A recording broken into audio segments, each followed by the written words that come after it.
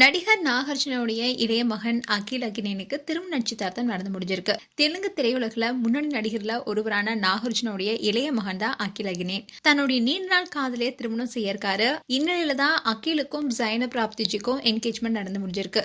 இந்த மகிழ்ச்சியான செய்தியை தந்தையான நடிகர் நாகார்ஜுனா சோஷியல் மீடியால ஷேர் பண்ணியிருக்காரு. நாகார்ஜுனா தன்னுடைய எக்ஸ் பேஜ்ல நிச்சயதார்த்த போட்டோஸை ஷேர் பண்ணியிருக்காரு.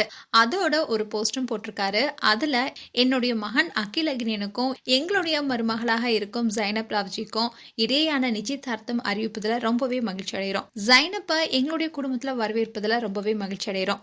இந்த இளம் ஜோடிக்கு வாழ்த்துக்கள்னு தெரிவிச்சு அன்பு, மகிழ்ச்சி அண்ட் வாழ்க்கை முழுவதுமே எண்ணற்ற ஆசீர்வாதங்களோட வாழ்த்துக்கள்னு குறிப்பிட்டிருக்காரு.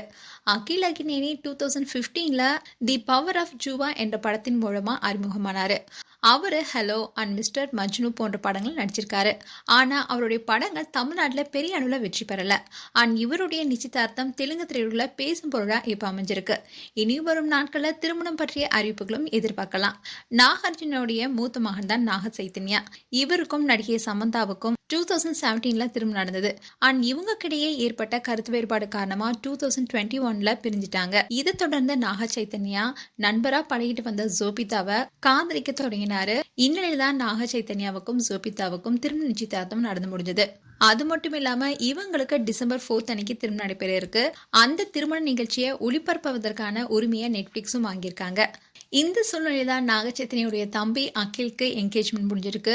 ஸோ இவருக்கும் கூடி விரைவில் திருமணம் நடக்க இருக்கு. அகிலுடைய திருமண தேதியை நாகார்ஜுனா அபிஷியலா அனௌன்ஸ் பண்ணுவார்னு சொல்லப்படுது.